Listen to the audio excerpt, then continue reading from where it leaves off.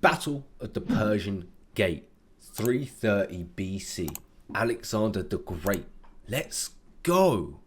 If you want more bonus content or early reactions, head over to our Patreon. That link's in the description box down below. Not while I'm recording. The Battle of Gaugamela had resulted in the defeat of Darius' second great army, but Alexander's failure to capture or kill Darius meant that the war was not over. The entirety of Persia's eastern provinces had been left relatively untouched by the war, and Darius would be able to gather enough money and manpower to raise a third army and challenge Alexander again. In order to complete his conquest, Alexander would need to push into the Persian heartland and remove Darius once and for all. Well, we know the outcome from previous episodes from other channels, but let's see how Kings and Generals tell it. For the best boxers purpose, Darius withdrew to Media, and you'll get 20% off. Following his defeat at Gaugamela, Darius withdrew to Media, effectively abandoning two of Persia's greatest cities, Babylon and Susa, as he knew that the eastern provinces could sustain the war effort. The main thing Darius needed was time, and he hoped that Alexander would be distracted by two of the wealthiest cities of the empire long enough for Darius to rebuild his forces. Okay. Does Alexander fall for the bait? Alexander arrived at Babylon around October 23rd, 331 BC. The city, which had rebelled against Persian rule numerous times in its history, welcomed him with gifts. Babylon was one of the most impressive cities in the world, and Alexander treated his men to a well-deserved month-long rest, during which they were reinforced by men from Greece, Macedonia and Thrace, including approximately 15,000 infantry and 2,000 cavalry. While his men enjoyed the luxuries, wine and women, Alexander occupied himself with administration. Like a good commander does. Let your men rest, but you deal with the shit that has to be done. With one notable exception, the Persian satrap of Babylon, Mazaeus. Mazaeus had commanded the Persian right at Gaugamela, and was allowed to retain his position as satrap, having surrendered Babylon without a fight. This, combined with Alexander's partaking in Babylonian religious ceremonies, made some of Alexander's companions uneasy.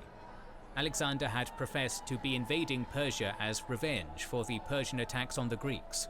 Appointing Persians and taking part in Eastern rites seemed to fly in the face of that agenda. This attempt to blend Eastern and Hellenic cultures would prove to be a consistent theme in Alexander's life from this point onwards. You understand why it would pee the Greeks from off, Babylon, but Alexander at the same time, marched the it's adapting 200 a miles different to culture, Susa in 20 days. There's no issue with that. Following Gaugamela, he had already sent men ahead to secure the city's surrender, and once again the city was taken without a fight. Alexander also finding almost 50,000 talents worth of gold and silver. Back in Greece, a Spartan-led revolt had arisen, and Alexander was now able to send a large amount of money back to Macedonia to help Antipater stay on top of the situation, as well as making sure to pay his own troops a generous bonus for their service so far. Nice, that actually comes Alexander real did not handy spend then. long in Susa though. And he spent Darius money was still smartly his as well. priority, and so, rather than wait out the winter in the city, Alexander headed to the Zagros Mountains. Were well accommodated and looked after. Susan instructed Darius' mother should be treated as Alexander's own family. Yeah, I remember that Darius' family got captured by Mountains Alexander. were in the territory of the warlike Uxian tribe. The Persians had never been able to completely subdue the tribe, settling for an agreement where the Persians paid a fee to the Uxians if they needed to pass through their lands, in return for which the Uxians would not bother the Persians. When Alexander approached, the Uxians similarly demanded that he also pay the fee. Alexander seemed to agree to this, sending messengers requesting a meeting in the defiles to pay the tax. Interesting. Precisely what happened next is not clear, and our sources differ drastically. According to Arrian, after sending the messengers to the Uxians, Alexander was informed by... Is Arrian a someone writing from Alexander's perspective or the opposite perspective? Men from Susa about a pass around the defile, and took a force of 1,000 Hypaspists and another 8,000 infantry along this path. He fell upon some Uxian villages in the night killing many and forcing the remainders to flee into the mountains. Ah. Alexander then split his force, sending some under Craterus to wait in ambush on high ground, while Alexander took his portion of the army on a forced march to the defile, reaching it before the Hell, Uxians. how? From this commanding position, Alexander... That's crazy. And I don't know. Like, it just seems like there's no like pathway down there. So what, did they have to slide down the was mountains or easily something, able or to did he rout find a the pathway? Uxians, who tried How to do you know flee to about the high that? ground, but were ambushed there by Craterus' It's not force his. and cut. It's not his homeland. You would have thought they would have been able to be quicker because they're used to this area. It's their area. They know where they're going better than Alexander, right? Cut down. Quintus Curtius Rufus, however, gives a very different account. He claims that Alexander sent a force of 2,500 light infantry under Tauron, one of his lieutenants, to take the path around the Uxians' position. Alexander, meanwhile, led the main force in a difficult siege of an Uxian city. Siege towers were built, and the whose Uxians perspective inflicted is this many guy writing casualties from their strong defensive Like, position. was he on a particular side? Alexander kept up the attacks, however, until Tauron finally emerged behind the Uxians' position, at which point they surrendered. The two accounts have enough similarities that they are surely discussing the same battle, but they seem almost impossible to reconcile. In general, Arrian's history was better researched, and primarily used two eyewitness accounts. From His who? work undoubtedly has flaws, often overlooking some of the more negative actions of Alexander, and assuming some of the biases of the eyewitness sources. They're both. But he is generally the most reliable writing when it from comes to Alexander's military point of view. affairs. I see. In comparison, Rufus's main source was Cleitarchus, who was not an eyewitness, and was generally considered by the ancients to be an excellent writer, but an inaccurate historian. Oh, Rufus did use other sources as well, but his work was often more interested in the psychology of Alexander than the military details. interesting. As such, Arrian's version is generally the one that is preferred. Yeah. What do you guys think? Out of the two, let me know in the comments box down below.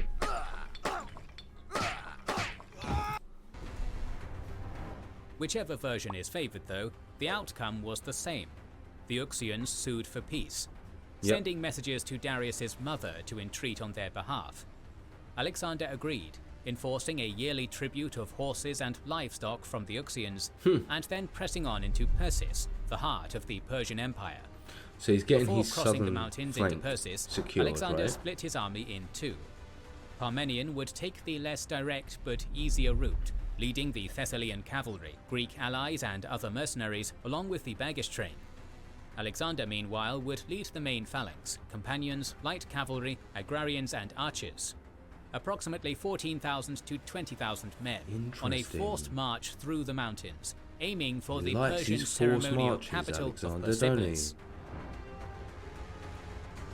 Unbeknownst to Alexander, a Persian force under the command of Ariobarzanes, a veteran of Gaugamela, had built a makeshift wall across the narrow pass through Oh, the what, mountains, just out of known rocks? as the Persian Gate, and was waiting for him.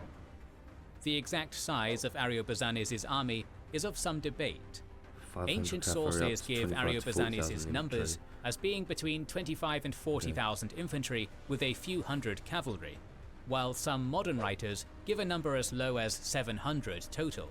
What? The number of 40,000 is likely exaggerated, as was often the case with Greek sources giving Persian numbers, but the number of 700 is almost certainly too low. In order to arrive at such a low number, one would have to almost completely disregard the ancient sources entirely and assume that the Persians only fielded a fraction of their total military Yeah, they power were to never defend gonna the do that. capital. Leading experts on Alexander, such as Haeckel, Worthington, Borza and Lane Fox, tend to agree that the ancient sources which claim 40,000 are too large, usually also preferring agree. the sources that give their number as at maximum 25,000. Okay. What do you guys think in the comments box? Do you think it was the 40,000, Alexander's 700, force or passed the through more the average narrow 25? gorge until they found their way blocked by the wall. Suddenly, Ariobarzanes' men attacked the Macedonian column from both shit. sides, showering Alexander's ranks with a mix of missile fire and rocks. The Macedonians took severe casualties in this initial ambush, with the terrain making it almost impossible for Alexander's men to fight effectively. Shit. As more of his men were killed or wounded, Alexander signaled a retreat. The narrow pass made such a withdrawal difficult, however, and his men were continuously harassed by arrows and javelins from the Persians. Finally, though, Alexander's force managed to extract itself from the gorge and establish a camp. Okay, now what's he gonna do? While encamped, Alexander had any Persian prisoners that had recently been taken brought to him and questioned about any other routes around the Persian position. One of these prisoners had been a shepherd in the area, and in return for a hefty reward, agreed to show Alexander a path around Ariobarzanes' defences. That Alexander had found the route himself. Ward Okay, agreed to show Alexander a path around Ariobarzanes' defences. Taking the majority of the army with him, Alexander made for this path, leaving Craterus with approximately 3,000 infantry and 500 cavalry and archers in the camp, and with orders to light extra fires at night to make it appear as if the entire army was still there. I would always try and have spies around the enemy camp as much as possible, especially in these times. Like, you need to have information. You need to see if this amount of people move. Alexander's force departed in the night. It was still midwinter, and the mountain cold and rough terrain made it a particularly difficult journey. Partway through, Alexander came to a split in the mountain path. One of these led more directly to Ariobarzanes' position. The other circled even further behind, leading to the Persian camp. Alexander ordered Philotas and 3,000 men to take the first, while he led the remaining force along the second path around the Persian camp. Interesting. After a day and 2 nights of grueling marching, Alexander's men were finally in position. I bet they were fucking shattered. After resting his men, Alexander began the attack, falling upon the Persian camp and blasting trumpets as he did so. At this signal, the forces of Craterus and Philotas also attacked the Persians, who now found them. Doesn't need the whole force, he just needs the other team to panic to think they're completely encircled. Attacked on 3 sides. Ariobarzanes' men fought back bravely and desperately, despite being almost completely surrounded. It soon became clear, however, that the battle was lost, and Ariobarzanes, along with 40 cavalry, were able to cut their way out of the encirclement and escape. Just fled. The rest of the Persian force was cut down to a man. It is not exactly clear how long Ariobarzanes and his men had been able to delay Alexander, but some modern sources suggest it had been almost a month. Holy. The amount of casualties the Macedonians took is also not given in the sources. It must have been significant. It has to be Though significant. Ariobarzanes had fought bravely, his fate is not clear. Arrian says he simply escaped into the hills, while Rufus says he fled to Persepolis but found the gates barred to him and was eventually killed by Alexander's men. I doubt that. Despite the losses and delay, however, Alexander had once again managed to salvage victory, and the route to Persepolis now lay open to him.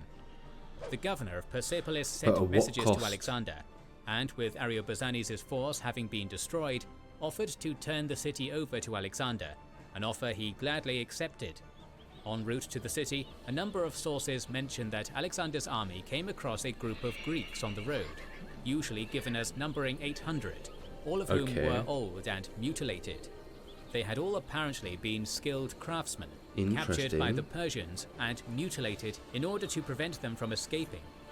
Moved to pity at the sight of them, Alexander made sure to award land, riches and grain to all of them, ensuring that they would live out their remaining days in luxury. What? This is just so out of the blue. There's no way this has happened. There's no way this has happened. So what, he's going to go to war with them to this city just to be able to give these guys the land? Like, that makes no sense. True or not no this way. story is hard to say. Alexander certainly was known as a generous man who often gave lavish gifts. However, given the later actions of Alexander and his army in Persepolis, it may be that these mutilated Greeks were an invention of pro-Alexander sources to justify the subsequent events. Yeah, what's going to happen?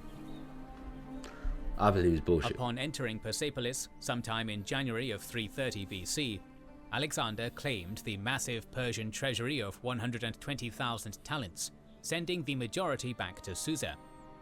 Persepolis was one of the richest and most brilliant cities in the world at the time, and many of Alexander's men took to looting the city. Whether this was on Alexander's orders and the extent of the looting is debated. Arrian is silent on the issue, but Diodorus and Rufus paint a grim picture. According to them, looting was ordered by Alexander specifically, and the Macedonians proceeded to kill many civilians, with some Persians preferring to kill themselves instead. The Macedonians spent an entire day looting houses and palaces, and even fought and killed one another in order to get the most and best riches. I don't put it past Alexander making the order.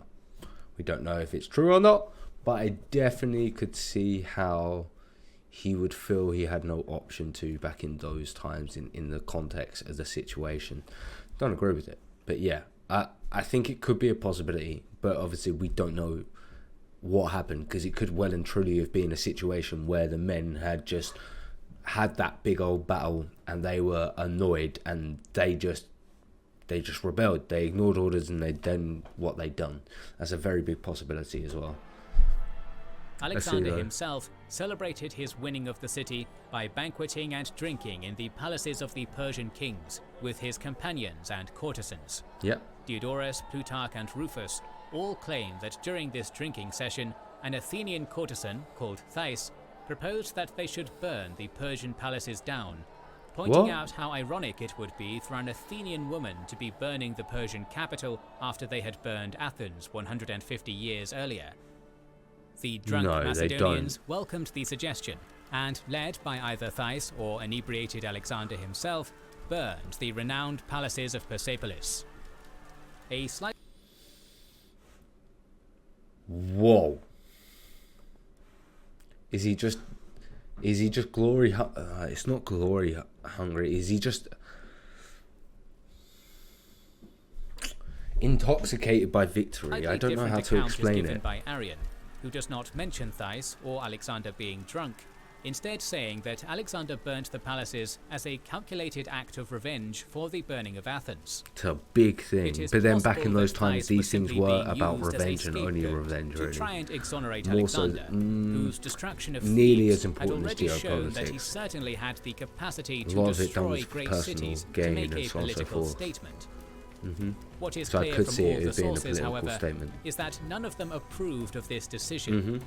Arrian says that it was, in essence, simply a foolish decision by Alexander, particularly because he was effectively burning what was now his own property. Plutarch includes a hasty apologia that Alexander regretted this decision and ordered the fires to be put out. Too late though. Diodorus says that it was done by Alexander in a drunken madness. Rufus's account is perhaps the most poignant. Such was the end of the capital of the entire Orient, from which so many nations once sought jurisdiction, the birthplace of so many kings, once the special terror of Greece, and not even in the long age which followed its destruction did it rise again. Did it never Rufus rise was again? exaggerating somewhat. Much of the city remained standing, the fire being concentrated on the palaces and surrounding buildings. But it nonetheless gives us an insight into how ancient authors viewed the episode. Alexander spent approximately 4 months in and around Persepolis, at some point during this time making a 30-day excursion to Pasargadae, the old Persian capital. Okay. Sometime around May, the Macedonian king continued his pursuit of Darius, heading into He Media. really did give Darius so who had much been time. in Ecbatana, heard of Alexander's movements. Though Darius had been planning to amass a third great army to fight Alexander, he had thus far been unsuccessful, and so with a few thousand men he fled Ecbatana, hoping to retreat further into the eastern provinces of the empire. Alexander in turn sent Parmenion and the slow-moving baggage train, loaded with money, to seize the now abandoned Ecbatana, while he led approximately 20,000 men in pursuit of Darius.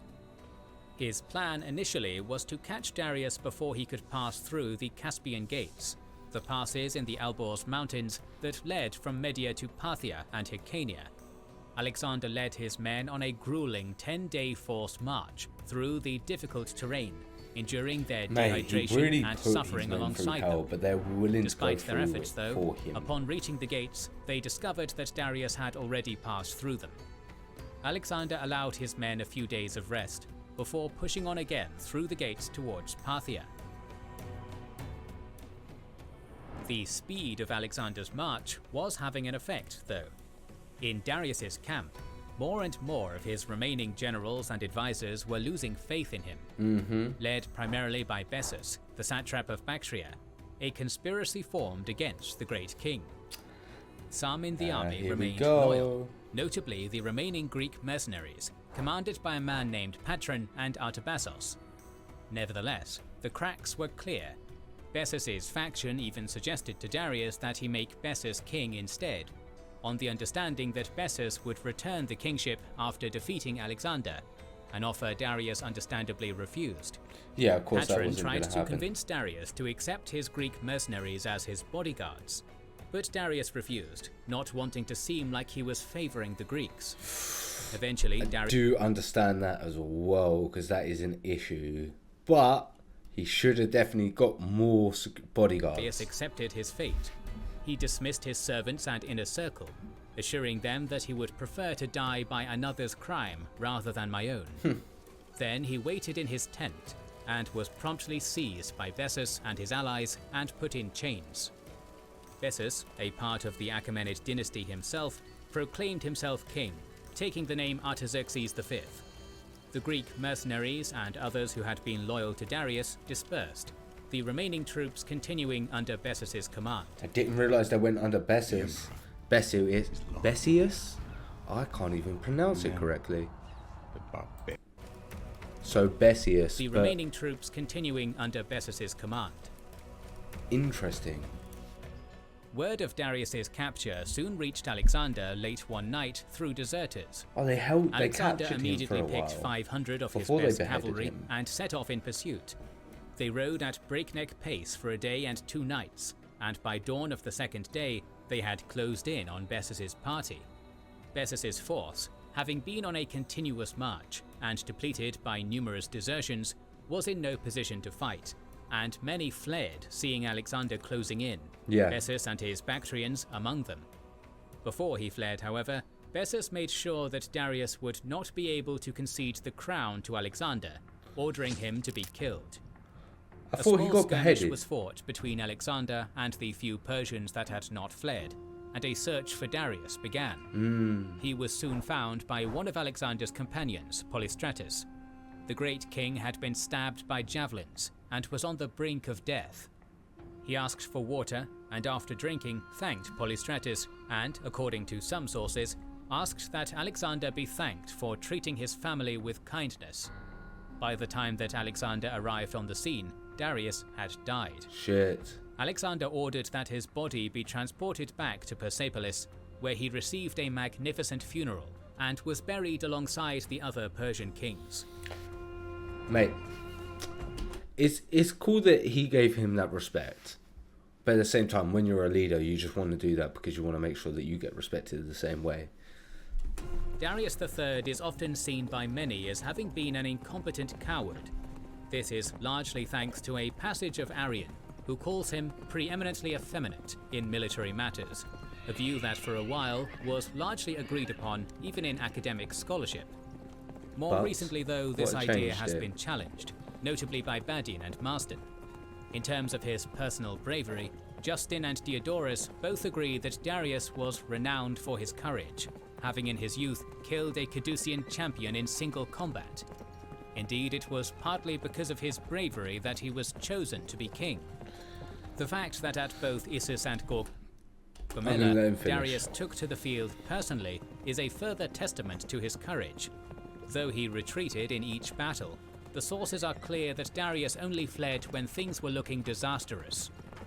At Issus, for instance, the horses pulling his chariot had both been badly wounded, almost leaving him stranded, and at Gaugamela, his chariot driver was killed and himself possibly wounded. Okay. Right, just because you got good courage doesn't mean that you're militarily able to come up with plans, good strategies, and so on and so forth. Do you know what I mean? Do you know what I mean? Like, you could have all the courage in the world, but that doesn't mean that you're militarily capable of making sure that everyone is doing the thing that they need to be doing, and the plans that you, all the planning. You guys know what I mean. In terms of 'Cause you military agree, right? matters, Let while me know there if you is no disagree. need to portray Darius as a military genius, he was not utterly incompetent. Darius was forced to take the field after the death of Memnon of Rhodes, and in just a few months had amassed a significant army to confront Alexander at Issus. No small feat of logistics. Issus was a poor choice of battlefield, not allowing the renowned Persian cavalry room to maneuver. But Darius learned from the mistake and picked an excellent location for his next battle at Gaugamela. Prior to the battle, he also made sure to drill his troops extensively to increase their discipline. On both occasions he was outmatched by Alexander. However, being defeated by one of history's greatest tacticians is no source of shame. It is also Agree worth with pointing that, out but at the that same at Gaugamela time, in particular, that's what I mean. the Persians were able to force a gap in the Macedonian line and almost crush the Macedonian left. The battle was only won because of Alexander's audacious generalship, and Darius may That's well what have been separates victorious you against a from lesser him. opponent. Darius's fleeing from both battles is often held as evidence of his cowardice. However, it is worth pointing out that on both occasions, retreating was probably the best strategic decision. I don't think the cowardness or the bravery has anything to do with it. Do you know what I mean? He just didn't make good tactical decisions. He did. I don't know. If Darius had died or been captured at Issus, for example, it is likely that Alexander would have been easily able to proclaim himself as the king of Persia there and then. Darius's survival from both battles was crucial for there to be any kind of organized Persian resistance to the invaders. Okay. As a result, it is perhaps better to treat Darius as Alexander did, with respect. I do treat him with respect. Many in Alexander's army Doesn't assumed mean that the that he was a campaign would good soon be military over. commander. Years Might ago, have been a good Philip II leader. had first pitched the invasion of Political Persia leader. to the League of Corinth, largely as an act of revenge. Alexander had also espoused this same message.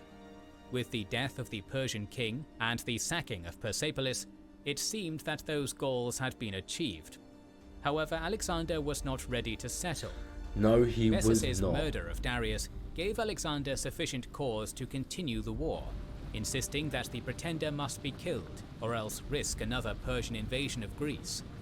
Such a situation was almost certainly unrealistic, but as we shall see in the coming episodes, Alexander's ambition would soon stretch even beyond the borders of the Persian Empire. If you don't want to miss any of these episodes, make sure you are subscribed and have pressed the bell button to see them.